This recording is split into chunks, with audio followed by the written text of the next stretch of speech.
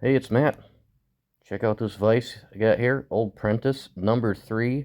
I picked this up at an auction. I think I got it for like 28 bucks with something else, but the reason I got this one is because, as you'll see shortly, it's just like the one behind it. That's a 6-inch vise, and I've been using that one at work for about 10 years, so when I saw this one in the auction, I had to get it, and I needed a vise for the garage, so I'm going to be restoring this thing. It's a 4.5-inch. It's a swivel jaw, and I believe these are pre-1911. So as you can see, the big one here that I've had at work, it's been modified slightly. It's been broken a couple times, but it's still going strong for over 100-year-old vise. So let me tear this thing apart and see what we can do to it.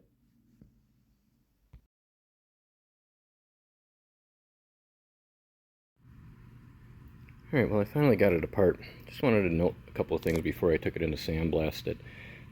There's a number on each one of these pieces here, and I believe it's 197. I just want to bring that in there. It looks like the 1 is upside down, so 197. I don't know what it means. I don't know if that's just the number of which one it was in line, but you can see that that 1 is upside down as well. And then if we move on to this piece, you can also see 197 on there. So if you have a Prentiss vise that you're working on and you're wondering if these pieces belong to it or original to it, they should be all stamped. This one has a 2 right there as well.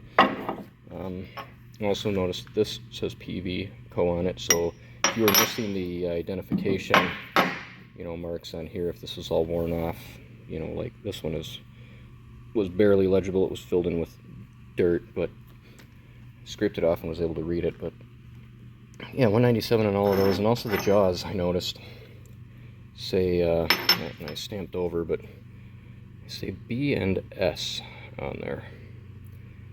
So yeah, so I just wanted to show that in the video here. If you're restoring one of these, look for some numbers. This one does have a number underneath there. I was thinking that it might be a date related, but this one says 142 underneath it. So again, not quite sure, but what it means, what it notates, if that's how many, the number of which one it was built that day. But all right, I'm gonna get this thing to the sandblast in place, get it blasted, get it painted. So be back with that. Well, okie dokie, I got it all blasted up. Let's take a quick gander at it. She's pretty beat. I'm gonna have to do some filing on it to get some stuff to fit back together. These jaws still won't go on there. I had to beat these things off of here pretty good, so all the hammering right here has kind of peened this over. So I'm gonna file some of that. There's some areas right here that I'm gonna just hit really quick before I paint it. But yeah, it turned out pretty good. I'm debating on if I should take a punch and kind of center out that O in there to make it, an O again. I don't know. It might just shatter and break, so I don't really want to touch it. One other thing that I noticed here is this little stamp right here. Looks like it says 11182. So again, another thing to note if you're working on one of these. You can see the 197 pretty good right there. Let's flip this thing upside down and take a look down inside it. Not a hollow jaw, solid all the way up.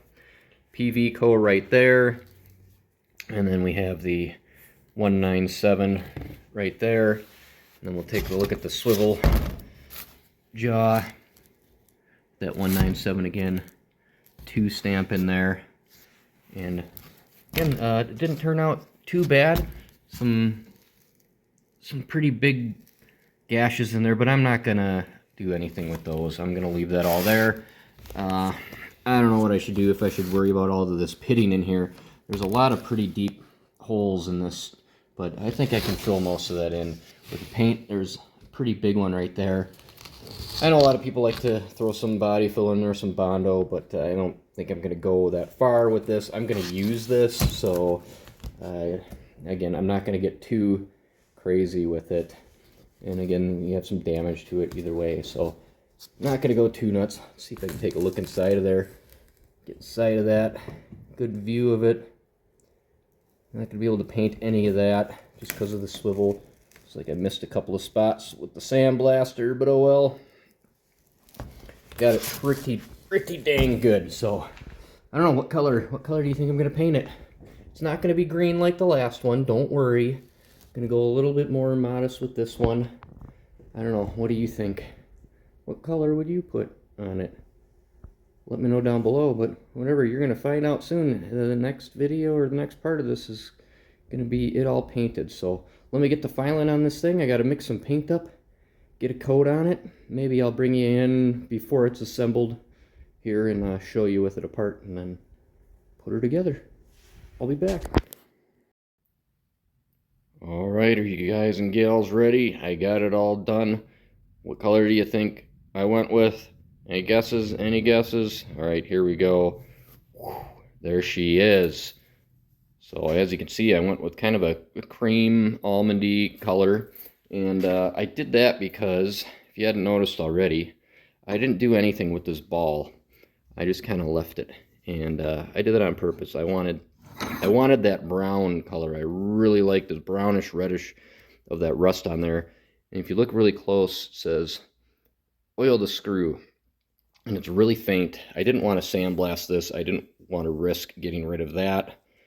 And I just wanted to kind of keep something other than the dents and digs in here original. So I decided to keep this ball, and then I wanted something to kind of match with this brown. So I decided to go with this this cream color here, and I think she turned out beautifully. I did the lettering in brown. On that, I might do another coat or two on there, touch it up a little bit. Did a very light polishing on all the bare metal. I didn't go crazy with it. Again, this thing is in my garage.